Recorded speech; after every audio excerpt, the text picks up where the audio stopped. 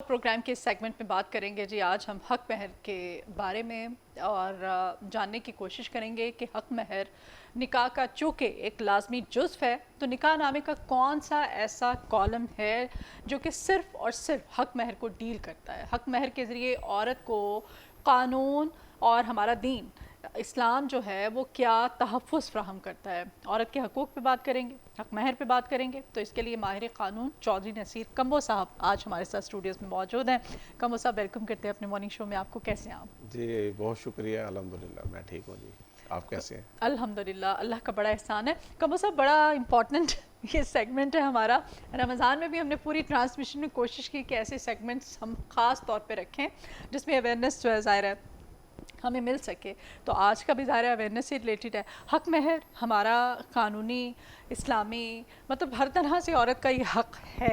लेकिन बाज़ ख़वातीन ऐसी भी होती हैं उनको पता ही नहीं होता, आपस में डिसाइड कर लिया जाता है, दोनों फैमिलीज़ की तरफ से, दुल्हे की तरफ से हक महर डिसाइड होता है और लिख लिया जाता है।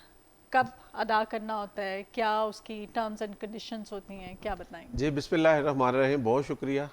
बड़ा इम्पोर्टेंट टॉपिक है और इसकी आगाही अवामुन नास को बहुत ज़रूरी है, जो कि नहीं है। जी अब देखिए कि निकाह नामा जो है एक कॉन्ट्रैक्ट है दुल्हा और दुल्हन के दरमियान, और निकाह नामा के को 25 कालम होते हैं, जिसमें से जो है वो गवाहान जो है वो बड़ा इम्पोर्टेंट इंग्रेडिएंट है।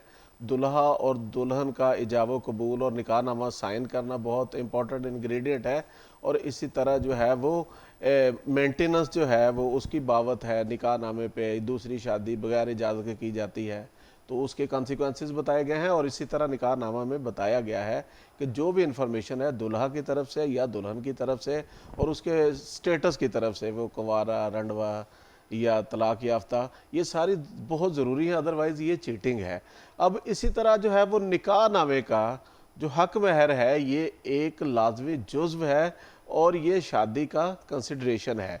यानी शादी में आप देखें, जब कोई ख़ातून हिजरत करती है अपने खावंद के साथ, शादी में दूसरे घर आती है और उसके लिए जो है वो एटमॉस्फेयर जो है वो फैमिली जो है हर चीज़ नई होती है। पहले उसने ज़िंदगी का एक पोर्शन अपने पेरेंट्स के घर गुजारा होता है, तो वो फिर हक महर जो है वो एक तरह से औरत को रिस्पेक्ट दी जाती है।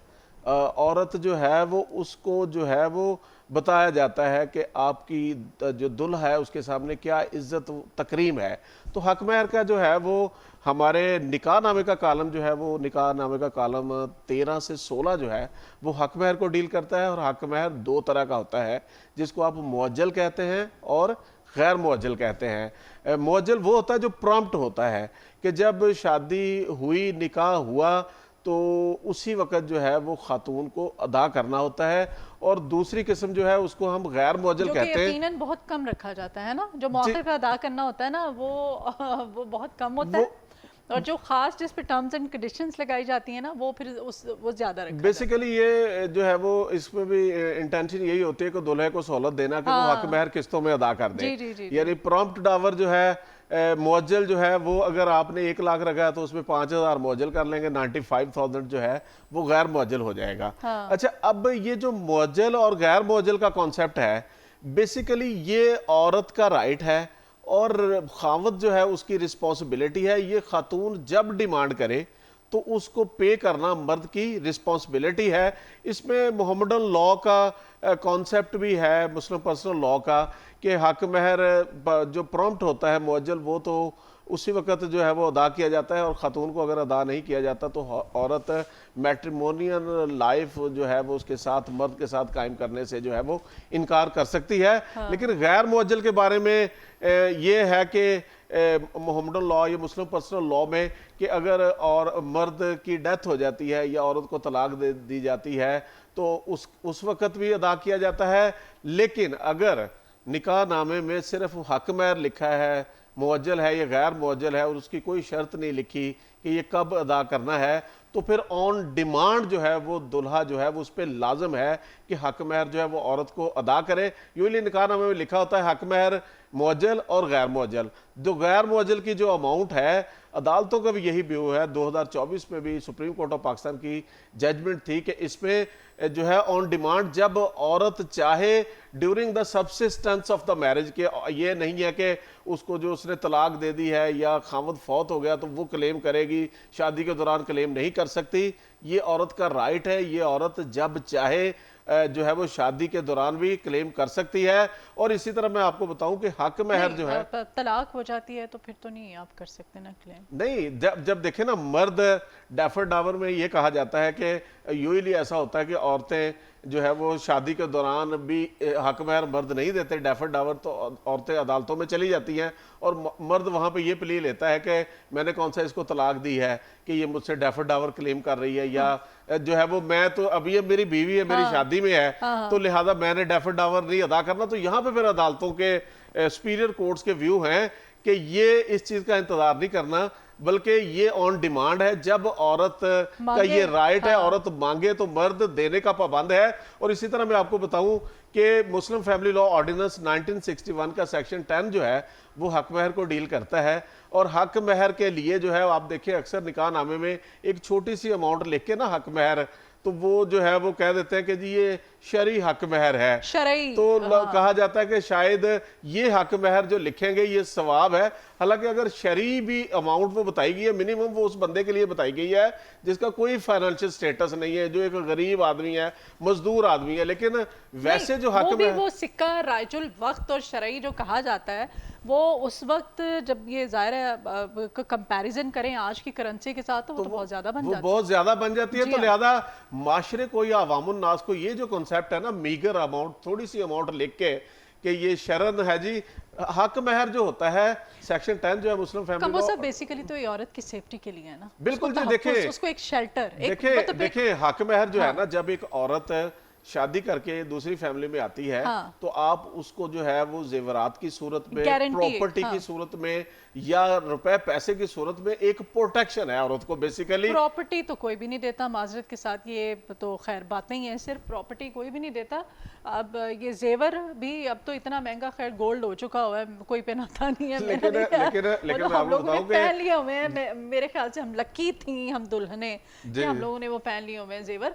अब जेवरों वाला लेकिन मैं इस पे आपको बताऊं कि निकाहनामा जो है ना, उसका कॉलम 13 से 16 इन तीनों चीज़ों की तफसील बताता है कि आप हक महर कैश की सूरत में भी लिख सकते हैं, गोल्ड की सूरत में भी लिख सकते हैं, प्रॉपर्टी की सूरत में भी लिख सकते हैं। और क्योंकि ये अवेयरनेस सेशन है तो लोगों को, अवामुन नास को, हम जब शादियां करते हैं तो शादियों पे इतने अखराजात करते हैं, तो इतने अखराजात में जो मेजर है, जो कि निकाहनामे का बेसिक इंग्रेडिएंट है, जो शादी का बदल है, उसकी तरफ माशरे का ध्यान होना चाहिए कि हम जो फजूल अखराजात करते हैं उनको मिनिमाइज करके हम निकाहनामे में जो हक महर है ना उसके पोर्शन को जो है वो फैमिली स्टेटस के मुताबिक जो है वो उसको बड़ा करे, ताकि औरत जो है वो एक रिस्पेक्ट महसूस करे और औरत जो है एक प्रोटेक्शन महसूस करे। ये औरत का बेसिकली प्रोटेक्शन है, उसके लिए एक सेफ्टी है, सिक्योरिटी है, सिक्योरिटी बॉन्ड कह सकते हैं जी जी। देखे ना, देखिए अब जब हम औरत के राइट्स की बात करते हैं, मैरिज राइट की बात करते हैं, तो निकाहनामा सारा जो है वो औरत के मैरिज राइट और डाइवोर्स राइट की प्रोटेक्शन के लिए है सारा, ठीक है ना। तो उसमें आप देखें ना, एज जो है वो एज का कॉलम है 1 और 2, उसमें निकाहनामा जब होता है तो शनाख्ती कार्ड का कॉलम होना चाहिए। तो इसका बात है, अंडरस्टूड बात है कि जब शनाख्ती कार्ड का नंबर लिखा जाएगा तो दूल्हा और दुल्हन दोनों 18 साल के होंगे। गवाहान जो है वो भी शादी को एक सीरियस एक्टिविटी कहा गया कि गवाहान के सामने होनी चाहिए। ये नहीं है कि गवाहान के सामने एक अंडरटेकिंग होती है कि मैं ये रिस्पॉन्सिबिलिटी ले रहा हूं और वो जब गवाहान के सामने लेगा तो उसको निभाएगा भी। फिर इसी तरह हक महर जो है, हक महर भी इसी तरह एक अंडरटेकिंग है, एक श्योरिटी है, एक गारंटी है। यहां तक भी है कि अगर कोई शख्स, मुस्लिम फैमिली लॉ ऑर्डिनेंस 1961 का सेक्शन 6 पॉलीगैमी को डील करता है कि अगर कोई मर्द अपनी बीवी से इजाजत लिए बगैर दूसरी शादी कर लेता है तो कानून में सेक्शन 6 सब क्लॉज 5 में वादे लिखा गया है कि एक तो उसको जो है वो उसके खिलाफ केस होकर उसको 1 साल तक सजा भी हो सकती है, उसको 5 लाख तक जुर्माना भी हो सकता है। वो और तो तीसरी कमर साहब अभी जो उस लॉ की बात करें जो सिर्फ इस्लामाबाद हाई कोर्ट नहीं, ये मुस्लिम फैमिली लॉ ऑर्डिनेंस 1961 1961 का कानून बगैर है। इजाजत के बीवी सारे के। जी, उसमें अब तीसरी क्लास में आपको 1 साल सजा एक तो 1 साल सजा है, 5 लाख तक जुर्माना है, और तीसरा जो हक महर है ना, वो औरत को उसी वक्त जो है वो, एक तो ये है ना, औरत जब डिमांड करे ले सकती है, और दूसरा उसमें बता दिया है कि जब मर्द ने औरत की इजाजत के बगैर दूसरी शादी कर ली तो फिर उसमें कानून में लिख दिया गया है कि वो फौरन उसको उसका हक महर अदा करेगा, मौके पे अदा करेगा। हाँ जी। अच्छा, अब मैं आपको बताऊं पहले क्यों तो करे ना, दूसरी जो की है उसको तो फिर बाद में देखा जाएगा। ये पिछले दिनों लाहौर हाई कोर्ट की जजमेंट्स इसमें आई हैं, जस्टिस आबिद हुसैन चट्टा साहब की जजमेंट है। अच्छा, ये हक महर पे 2 मुख्तलिफ केसेस थे। एक में तो ये कहा गया कि जी मर्द ने जब शादी की अपनी बीवी से, तो उसने कहा जी मेरी एक बीवी थी वो फौत हो चुकी है, तो लेकिन जब उसने शादी की उसको पता चला नहीं इसकी दूसरी बीवी भी थी, ये तीसरी बीवी है। तो उसने इसी बात पे उनका फड्डा पड़ गया, वो नाराज होकर चली गई। उसने फिर अदालतों से जो है वो अपना हक महर मांगा, नई वाली ने, नहीं जो तीसरी वाली थी, कि इसने दूसरी जो है वो मुझसे छुपा के, एक तो वो दूसरी का भी राइट बना ना जो पहले थी, दूसरा उसने उस तीसरी के दौरान चौथी भी कर ली। उसने कहा कि ये तीसरी मुझसे की, चौथी इसने मेरी इजाजत के बगैर कर ली, तो लिहाजा मेरा हक महर है 10 लाख रुपए इससे लेके दे। तो अदालत ने वो हक महर जो है वो ऑर्डर फरमाया कि सेक्शन 6 जो है पोलीगोमी का, कि अगर कोई मर्द अपनी बीवी से इजाजत के बगैर दूसरी शादी करता है तो वो एक तो उसको वो सजा है, जुर्माना है 5 लाख, और दूसरा हक महर उसी वक्त जो है वो अदा कर देगा। इसी तरह मुस्लिम फैमिली लॉ ऑर्डिनेंस 1961 का सेक्शन 10 है, sorry West Pakistan family court act 1964 का सेक्शन 10 सबका 5, वो कहती है कि अगर कोई औरत चाहती है कि वो किसी मर्द से आज़ाद होना चाहती है तो कोई भी ग्राउंड ना हो, ऑन बेसिस ऑफ खुला जो है वो अपना जो है वो उससे अलहदा हो सकती है। लेकिन वहां पे फिर उन्होंने लिखा है कि हक महर की कुछ अमाउंट जो है उसने सरेंडर करनी होती है। लेकिन यहाँ पे भी कुछ अमाउंट या फिर सारा हक नहीं, अगर जो प्रम्प्ट है खुला की सूरत में प्रम्प्ट जो है अगर उसने 100 रुपया लिया है, हाँ। और उसमें से फिर वो 25 रुपए वापस करेगी। अच्छा, अगर डेफर डावर है, अगर 100 रुपया वाजिबुल अदा है तो वो 50 रुपए काट के उसको 50 रुपए देगा। लेकिन ये भी अदालतों के फैसले हैं। सुप्रीम कोर्ट ऑफ पाकिस्तान की पिछले दिनों जजमेंट आई थी कि कोई भी खातून जो है उसको उसकी मर्जी के बगैर, कॉन्सेंट लिए बगैर खुला की डिग्री जारी नहीं की जा सकती, क्योंकि खुला में औरत को फिर हक महर का कुछ पोर्शन सरेंडर करना होता है। लेकिन मैं बताना चाहूंगा कि अगर औरत dissolution of Muslim marriage act 1939 के तहत जो है वो तनसीख निकाह की ग्राउंड्स है, अगर उन ग्राउंड्स पे आती है तो वो फिर खुला नहीं होगा, और वो खुला की बना पे जो हक महर सरेंडर करती है उसकी तनसीख निकाह भी हो जाएगी, और वो हक महर का पोर्शन भी सरेंडर नहीं करना पड़ेगा। वो तनसीख निकाह की क्या ग्राउंड्स हैं, हाँ। कि अगर कोई खातून का खावंद जो है वो पिछले 4 साल से लापता हो गया, उसके वेयर अवार्ड्स ही नहीं मिलते, तो वो कहती है कि जी मुझे अब तनसीख, मेरा निकाह तनसीख कर दे, पता नहीं मेरा खावंद कहाँ चला गया है। इसी तरह अगर कोई खावंद किसी भी औरत को 2 साल से लगातार वो मेंटेनेंस ही नहीं दे रहा, मेंटेन नहीं कर रहा है, तो वो इस बना पे भी तनसीख निकाह में आ सकती है। इसी तरह कोई खावंद जो है उसको 7 साल तक अदालत से सजा हो जाती है, और वो जो है वो अब वो उसको पता है कि उसने 7 साल बाहर नहीं आना, तो इस बना पे भी तनसीख निकाह में जा सकती है। कोई शख्स को कोई ऐसी बीमारी है कि वो मैट्रिमोनियल रिलेशन जो है वो परफॉर्म नहीं कर सकता, वो इम्पोर्टेंट है, या उसके बाद जो है वो उसने उस बीवी की इजाज़त के बगैर दूसरी शादी कर ली है, तो वो जो है वो उसको जो है वो फिर इस बना पे भी जो है वो जा सकता है तनसीख निकाह में। इसी तरह उसको मारता पीटता तशद्दुद करता है, या उसको इमोरल एक्टिविटीज़ जो है वो उसको परफॉर्म करने के लिए कहता है, तो इन सारी सूरतों में औरत की तनसीख निकाह भी हो जाती है, और ये मैरिड पे होती है, और उसमें जो है उसको हक महर भी जो है सरेंडर नहीं करना पड़ता। क्लियर कीजिएगा, जो अगर बीवी को खर्चा नहीं देते जी, नान नफका शौहर नहीं देता है, आपने कहा 2 साल तक अगर कॉन्टिन्यूसली वो नहीं देता है, तो फिर उसको कितनी सजा होगी? नहीं, सजा नहीं होगी उसमें औरत, मैं डिफरेंशिएट बता रहा था कि कहाँ पे हक निकाह में जा सकती है। तनसीह निकाह अगर खुला की बना पे जाएगी तो हक महर का कुछ पोर्शन सरेंडर करना पड़ता है। लेकिन अगर कोई खावंद अपनी बीवी को मेंटेनेंस नहीं देता, मेंटेन नहीं करता, तो उसमें वो तनसीह निकाह में जाएगी, और वो हक महर का पोर्शन सरेंडर नहीं करना पड़ेगा। बहरहाल हक महर जो है ना, हक महर एक औरत की सेफ्टी है, गारंटी है, प्रोटेक्शन है, ऑनर है, रिस्पेक्ट है और इज्जत है। और ये जो है निकाह नामे का बेसिक जुज़्व है और शादी हक महर मुकर्रर किए बगैर मुकम्मल नहीं हो सकती। इसलिए शादियों में जो है वालदैन जो हैं, फैमिलियां जो हैं या दुल्हा दुल्हन जो हैं, निकाह नामा एक कॉन्ट्रैक्ट है, सारी शर्तों पे निगोशिएशन होनी चाहिए, गुफ्तगू होनी चाहिए। जिस तरह शादी से पहले हम जब शादी के दिन रखते हैं, बारात कितनी आनी है, तो जी हमारे जो है सारी मामलात हम सेटल कर लेते हैं। हाँ। लेकिन इसका जो बेसिक निकाह नामा है, जिसकी बेस पे औरत और मर्द जो है वो उनके राइट डिटरमिन्ड होने जा रहे होते हैं, जिस पे शादी का जो रिश्ता होता है, शादी का जो मैं समझता हूँ इंस्टीट्यूशन बेस कर रहा होता है, उस डॉक्यूमेंट में जो हक महर का 13 से 16 कालम है, उन कालम की तरफ हमारा ध्यान होना, उनकी आगाही होना और उनका जो है फैमिली स्टेटस के मुताबिक मुकर्रर होना बहुत ज़रूरी है। ये शादी की प्रोटेक्शन है, मैं समझता हूँ हमारे यहाँ पे, क्योंकि फैमिलियां जो हैं अगर निकाह नामे भी शर्तों पे डिस्कशन करनी शुरू कर दें, अगर कहते हैं जी ये जेवर की डेट्स जो हैं वो जी वो शादी का जो कैंसिल हो जाती वो कहते हैं जी जो जेवर आपने बेटी को डाला है, आपने गिफ्ट दिया है ना, तो अगर निकाह नामे लिख दें वहां पे कह देते हैं कि ये तो लालची हैं।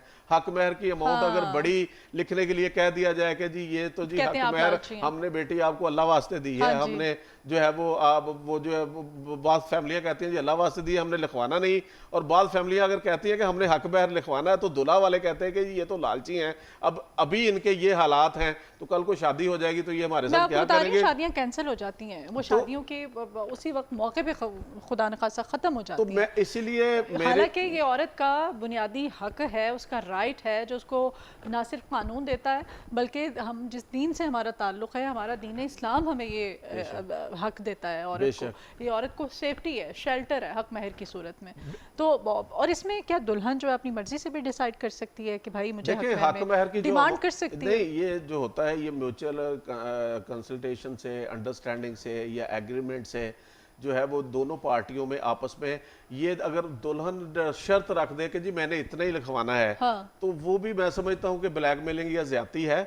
इसमें ऑनरेबली ये हक महर का जो पोर्शन है ना, इसको डिसाइड करना चाहिए। फैमिलियां जो हैं दुल्हन की तरफ से या दुल्हन वालों की तरफ से भी ये डिमांड नहीं होनी चाहिए कि जो उनका फैमिली स्टेटस नहीं, आप वो हक महर की डिमांड रख दें। इसी तरह दुल्हा वाले जो हैं वो भी ज्यादती करते हैं कि अगर अपने फैमिली स्टेटस से बहुत लो मिकदार लिखते हैं। ये एक बैलेंस होना चाहिए, एक मुतदिल जो है वो एक सेल्फ रिस्पेक्ट, ऑनर और डिग्निटी जो है वो खातून को देनी चाहिए और उसको प्रोटेक्शन देनी चाहिए। और हक महर के अमाउंट में आपको ये भी बता दूं कि अगर शादी हो जाती है ना, निकाह नामे में जो लिखी है, बाद में भी म्यूचुअली जो है इसको बढ़ाया जा सकता है, क्योंकि ये जो है वो ये नहीं है कि अगर एक दफ़ा लिखी गई तो ये चेंज नहीं हो सकती। यूजली अदालतों में अक्सर केसेस आते हैं कि वो जो कोर्ट मैरिजेज होती हैं उनमें जो है वो हक महर की अमाउंट अक्सर अदालतें इन्हांस कर देती हैं, बढ़ा देती हैं, कि जब लड़की कह रही होती है कि जी मैंने अपनी मर्जी से शादी की है, तो अदालत फिर देखती है कि इसकी प्रोटेक्शन जो है वो ज़रूरी है, तो वो दुल्हे को अदालत ऑर्डर के ज़रिए ये डायरेक्शन देती है कि तुम्हारी हक महर की जो अमाउंट अगर 10,000 लिखी है तो हम इसको 10 लाख करने लगे हैं या 10 लाख कर दी है।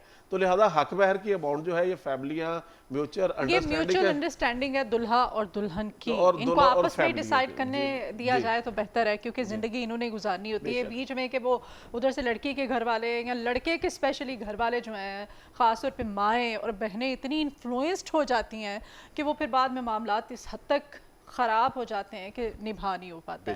जब दीन ने, जब कानून ने आपको बुनियादी राइट दिया है, तो फिर इसमें जो इर्द गिर्द के लोग हैं उनका किसी भी किस्म का कोई अमल दखल बनता नहीं है। बहुत शुक्रिया कमो साहब, इतना